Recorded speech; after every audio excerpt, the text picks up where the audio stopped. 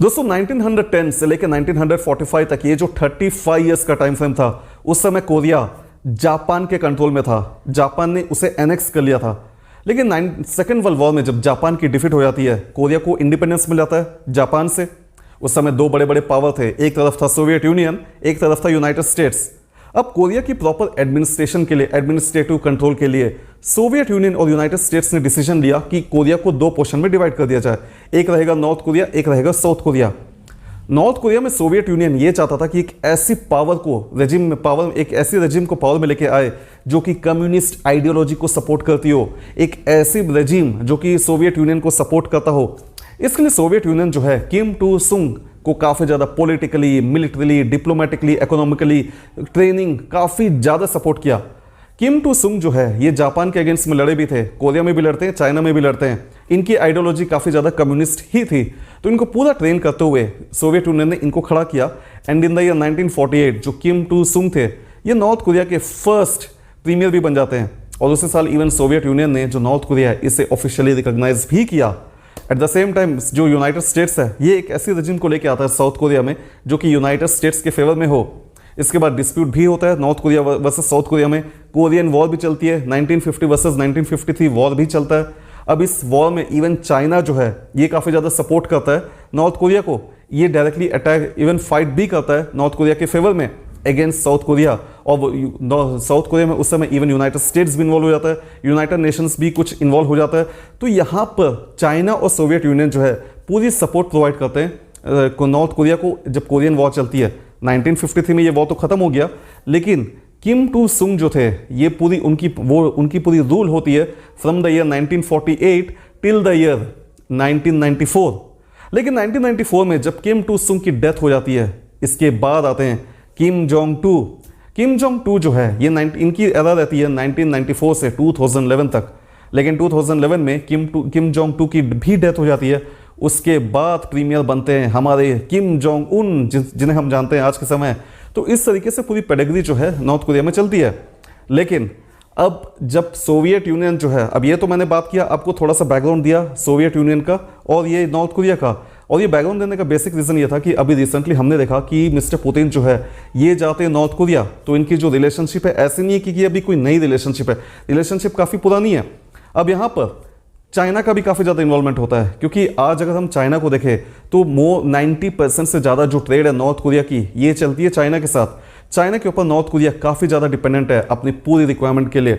Even अगर हम China को देखें तो चाइना जो है काफ़ी हद तक पॉलिटिकली सपोर्ट भी करता है, रिप्रेजेंट करता है नॉर्थ कोरिया को इन द वर्ल्ड फोरम। तो एक अपार्ट फ्रॉम दिस एक और इंपॉर्टेंट रीज़न ये हो जाता है कि अगर आप बॉर्डर देखेंगे चाइना की नॉर्थ कोरिया के साथ, तो अगर मान लीजिए कभी अटैक वगैरह होता है चाइना के ऊपर, तो नॉर्थ कोरिया की जो पूरी एरिया है ये एक काइंड ऑफ ए बफर का एक्ट रोल प्ले करता है, जो कि चाइना को इनफ टाइम देगा, इनफ स्पेस देगा अपने आप को प्रोटेक्ट करने के लिए। तो नॉर्थ कोरिया जो है चाइना के लिए काफ़ी ज़्यादा स्ट्रैटेजिकली इंपॉर्टेंट भी हो जाता है। और अपार्ट फ्रॉम दैट जब 1991 में सोवियत यूनियन की कोलैप्स होती है, उसके बाद जो रिलेशनशिप है नॉर्थ कोरिया और चाइना के बीच में ये काफ़ी ज़्यादा डीप हो गया, क्योंकि नॉर्थ कोरिया काफ़ी ज़्यादा डिपेंड हो गया चाइना के ऊपर। समय आगे बढ़ता है 2000 में हमने देखा इवन मिस्टर पुतिन की भी राइज होती है। 2000 के बाद फाइनली इन द ईयर 2024 24 साल के बाद मिस्टर पुतिन जो है ये जाते हैं नॉर्थ कोरिया। 2006 में अगर हम देखें तो नॉर्थ कोरिया ने इवन न्यूक्लियर टेस्टिंग वगैरह करना शुरू कर दिया था। आज अगर हम देखें तो हर दिन कुछ ना कुछ टेस्ट करता है। इसके पास बैलिस्टिक मिसाइल्स भी है। कहा यह जाता है कि इसके पास ऐसे बैलिस्टिक मिसाइल्स है जिसमें ये न्यूक्लियर वॉरहेड को लगाकर इवन यूनाइटेड स्टेट्स तक भेज सकता है। तो साउथ कोरिया को हमेशा टेंशन का माहौल तो रहता ही है। अब इसीलिए जब अपनी न्यूक्लियर टेस्टिंग वगैरह करता है, साथ ही साथ न्यूक्लियर प्रोलिफरेशन ट्रीटी जो थी NPT, इसका भी इनिशियली मेंबर था नॉर्थ कोरिया। लेकिन 2003 में ये इसे विड्रॉ कर लेता है, जिसके बाद वर्ल्ड में काफ़ी कंट्रीज ने, even United nation security council, सारे के पांचों मेंबर्स ने भी नॉर्थ कोरिया के ऊपर काफ़ी ज़्यादा सैंक्शंस वगैरह इंपोज किया। लेकिन नॉर्थ कोरिया को इस सारे सैंक्शंस से बचाने के लिए एक प्लेयर खड़ा है, चाइना, जो पूरा सपोर्ट कर देता है, पूरी फैसिलिटीज प्रोवाइड करता है नॉर्थ कोरिया को। लेकिन अभी रिसेंटली हमने देखा कि मिस्टर पुतिन जो है ये नॉर्थ कोरिया भी जाते हैं। अब ऐसी क्या बेनिफिट है दोनों को? देखिए, रिलेशनशिप तो काफ़ी पुराना है, लेकिन जब 2022 में यूक्रेन के ऊपर जब रशिया इन्वेट करना शुरू करता है तो उस समय पूरी वर्ल्ड जो है ये इन्होंने सैंक्शंस इम्पोज किया रशिया के ऊपर। इवन इंटरनेशनल क्रिमिनल कोर्ट ने भी अरेस्ट वारंट इशू कर दिया मिस्टर पुतिन के अगेंस्ट में। अब मिस्टर पुतिन जो है कोई ऐसे कंट्री में नहीं जा सकते जो कि मेंबर है इंटरनेशनल क्रिमिनल कोर्ट का। अगर वो जाते हैं तो उस कंट्री के ऊपर ये ऑब्लिगेशन होगी कि ये मिस्टर पुतिन को अरेस्ट करे। तो इसलिए मिस्टर पुतिन की जो फॉरेन विजिट्स है ये काफ़ी कम हो चुकी है। ये उन्हीं कंट्रीज में जा रहे हैं जो कि इंटरनेशनल क्रिमिनल कोर्ट का मेंबर नहीं है। इंडिया भी मेंबर नहीं है, इवन नॉर्थ कोरिया भी मेंबर नहीं है, चाइना भी मेंबर नहीं है। इसलिए मिस्टर पुतिन जो है इन कंट्रीज में आराम से जा सकते हैं। अब देखिए, अब जब सैंक्शंस वगैरह इंपोज किया गया, अब एक तरफ अगर हम देखें यूक्रेन को तो पूरी NATO member countries specially United states arms and ammunitions को प्रोवाइड कर रहे हैं। अब यहाँ पर रशिया को भी तो सपोर्ट की जरूरत है। रशिया पूरा टिल्ट हो चुका है चाइना की तरफ, लेकिन आर्म्स एंड एम्युनिशंस की मैन्युफैक्चरिंग भी तो चाहिए। चाइना जो है डायरेक्टली किसी भी तरीके से अपनी जो मिलिट्री इक्विपमेंट्स है ये प्रोवाइड नहीं करना चाहता, क्योंकि जितना तक मैंने ऑब्जर्व किया चाइना को, मुझे ये लगता है कि चाइना जो है को किसी भी तरीके से ये वॉर में इंटरफेयर नहीं होना चाहता। चाइना अपनी इकोनॉमिक माइट को वर्ल्ड में बढ़ाना चाहता है, not like United states. United states जो है पूरी वॉर वगैरह करवाएगा, आर्म्स एंड एम्युनिशंस बेचेगा, अपनी बिजनेस को बढ़ाएगा। और लेकिन अगर आप चाइना को देखेंगे तो ये कंट्रीज को लोन्स वगैरह प्रोवाइड करता है, उनके इंफ्रास्ट्रक्चर वगैरह बिल्ड करेगा, और जो दूसरे कंट्रीज है उनको टोटली ऐसे सिचुएशन में डाल देगा कि वो इकोनॉमिकली डिपेंड हो जाए चाइना के ऊपर। चाइना का एक अलग तरीका होता है दूसरे कंट्री को अपने ऊपर डिपेंडेंट बनाने का, यूनाइटेड स्टेट्स का अपना अलग तरीका होता है। दोनों के अलग अलग स्ट्रैटेजीज है, बट चाइना इज, मुझे लगता है कि ये काफ़ी ज़्यादा क्लियर है कि इसे वॉर में इंटरफियर होना पसंद नहीं है।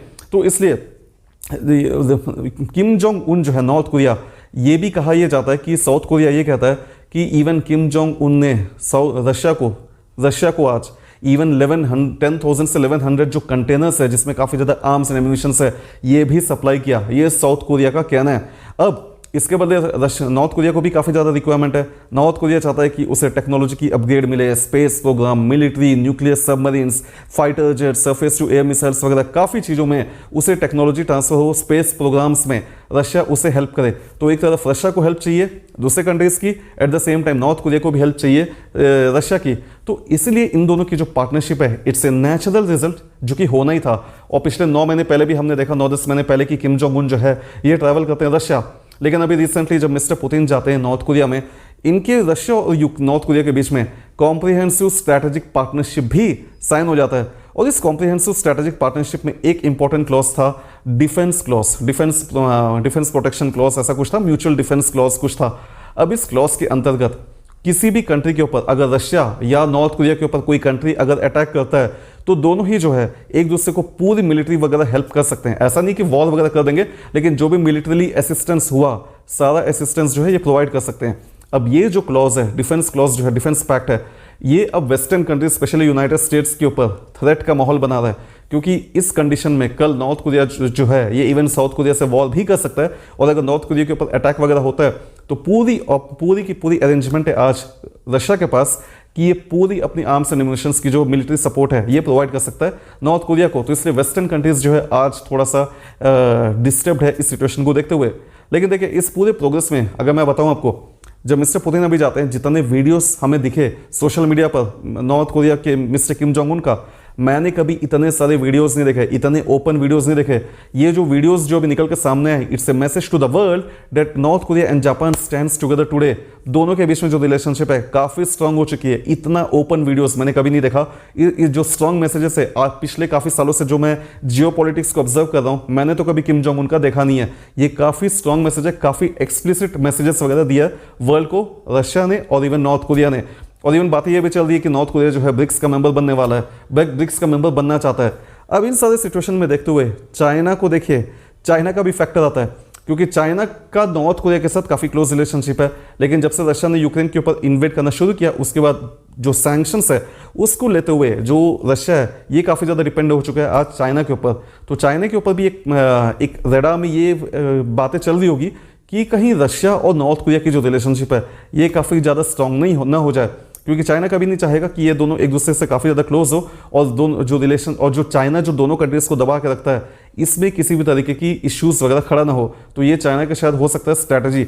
बट चाइना के ऊपर अगर हम एक और व्यू में देखें तो चाइना जो है इन दोनों को डोमिनेट भी करता है। तो चाइना जो है अपने टर्म्स एंड कंडीशंस क्लियर रखता है रशिया के साथ, चाइना जो है अपने टर्म्स एंड कंडीशंस क्लियर रखता है नॉर्थ कोरिया के साथ। तो मुझे नहीं लगता कि रशिया और नॉर्थ कोरिया की रिलेशनशिप अगर स्ट्रांग होती है तो इससे किसी भी तरीके से चाइना की जो रिलेशनशिप है इन दोनों के साथ इसमें कोई प्रॉब्लम होगा। और चाइना ये भी नहीं चाहता कि यूनाइटेड स्टेट्स की किसी भी तरीके से इन्वॉल्वमेंट हो एशिया की तरफ। जो इकोनॉमी यूरोप में चल रहा है आज वॉर वगैरह जो डिस्टर्बेंस चल रहा है, चाइना कभी भी नहीं चाहेगा इस तरीके की सिचुएशन जो है ये आए हमारे एशिया की तरफ। इसलिए चाइना जो है पूरी जो बैलेंस है इसे मेंटेन करने की कोशिश करेगा मुझे लगता है यहाँ पर। और यहाँ पर इंडिया को भी देखना पड़ेगा। इंडिया तो है ऑलरेडी अपनी, हम स्ट्रैटेजिक ऑटोनॉमी मेंटेन करते हैं, हम नॉन अलाइनमेंट मेंटेन करके रखते हैं, तो इससे हमें कुछ फर्क नहीं पड़ेगा। हमारी काफ़ी लिमिटेड कांटेक्ट होती है नॉर्थ कोरिया के साथ भी, तो हमारा ज़्यादा कोई इतना रिलेशनशिप तो है नहीं। बट स्टिल हो सकता है कि आज अगर हम देखें तो मल्टीपोलर वर्ल्ड वगैरह चल रहा है, तो बस ये जो कुछ मुद्दे वगैरह चल रहे हैं माय डियर फ्रेंड्स, मुझे लगा कि मैं इस पर बात करूँ। इस वीडियो में फिलहाल इतना ही रखता हूँ। आपकी जो व्यूज़ है, ओपिनियंस है इस पूरे डेवलपमेंट में आप भी बताइएगा। अगले वीडियो में फिर मिलते हैं। Till then take care, stay safe, cheers.